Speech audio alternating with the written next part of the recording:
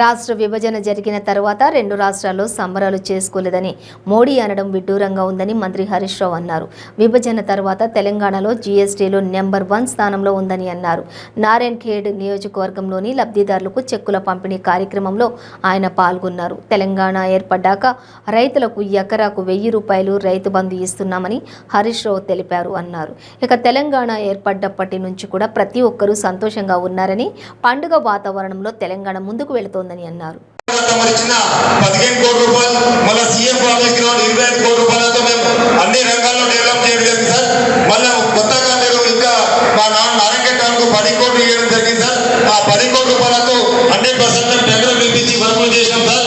కానీ కొంచెం సమస్య వచ్చింది సార్. మా మినిస్టర్ గారికి ప్రత్యేక ఒక చిన్న request sir, Narayana to Mangalapeta Narayana town entrance sir చాలా ప్రాబ్లం అవుతుంది. సో మేము ఆల్రెడీ డిజిటల్ ప్లానింగ్ రిపోర్ట్ తయారు చేసి 5 కోట్ల రూపాయలు అవుతున్నాయి సార్. నారాయణ టౌన్ లో ప్రతి వార్డులో ప్రతి గల్లీలో డెవలప్మెంట్ జరుగుతుంది, కానీ మెయిన్ రోడ్ లో మాత్రం డెవలప్మెంట్ జరగకపోయింది సార్. అది తమరు అనుకుంటే అయితే సార్ చిన్న వర్క్ లో కొంచెం కనెక్టివిటీ రోడ్స్ కానీ డ్రైన్స్ కానీ పెట్టి ఉన్నాయి సార్.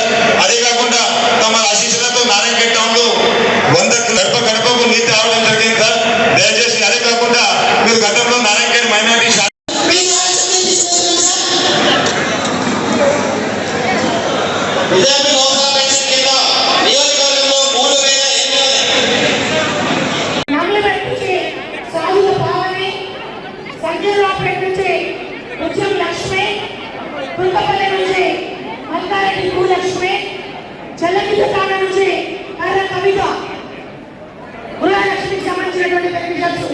సిద్ధంగా ఉన్నారు.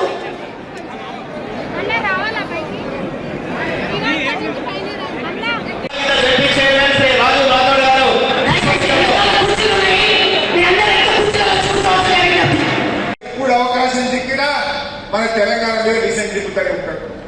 నిన్న పార్లమెంట్ లో మాట్లాడుతూ అంటుంటాడు, ఏమన్నాడు, రాష్ట్ర విభజన తర్వాతట 2 రాష్ట్రాల్లో సంబరాలు చేసుకోలేదట, తెలంగాణలో కూడా సంబరాలు చేసుకోలేదట. ఇంతకంటే అన్యాయం మాట్లాడుకుంటుందా? తెలంగాణ 3 వార్ల సంబరం చేసుకున్నది.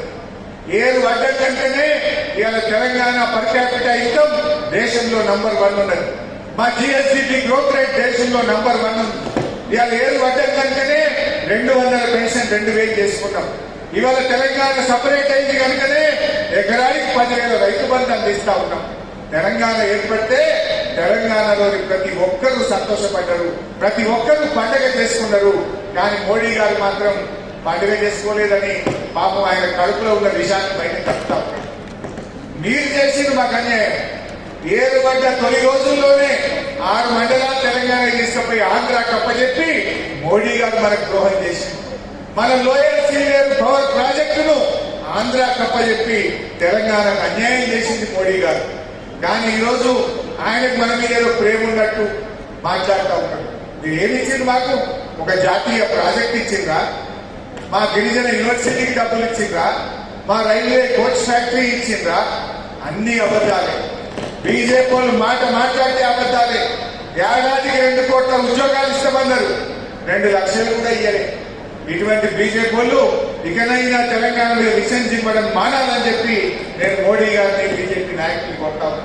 తెలంగాణ ఏర్పడ్డందుకు తెలంగాణలోని ప్రతి బిడ్డ తన సంతోషాన్ని వ్యక్తం చేసింది. తెలంగాణ ఉద్యమకారులు, తెలంగాణ పోరాట యోధులు, తెలంగాణలో ఉన్న ప్రతి ఒక్కరు కూడా మా రాష్ట్రం మాకు వచ్చిందని ఎంతో సంతోషాన్ని పంచుకున్నారు. కానీ మోడీ గారికి మాత్రం మన సంతోషం కనబడలేదని, మన దగ్గర సంబరాలు జరగలేదని మాట్లాడడాన్ని మేము తీవ్రంగా ఖండిస్తా ఉన్నాం. మరి నారాయణ ఖేడ్కు మా భూపాలన్న అన్ని బాగా చేసినామన్నా ఇంకా కొన్ని పైసలు కావాలని అడిగింది. మా అన్నకి ఎన్ని ఇచ్చినా తృప్తి కాదు, అడుగుతూనే ఉంటాడు నారాయణ ఖేడ్. ఇంకా ఇంకా ఇంకా అడుగుతూనే ఉంటాడు. చేయాలి తప్పకుండా. కాంగ్రెస్ వాళ్ళు 60 ఏళ్ళు నేను ఎందుకు పడేసింది.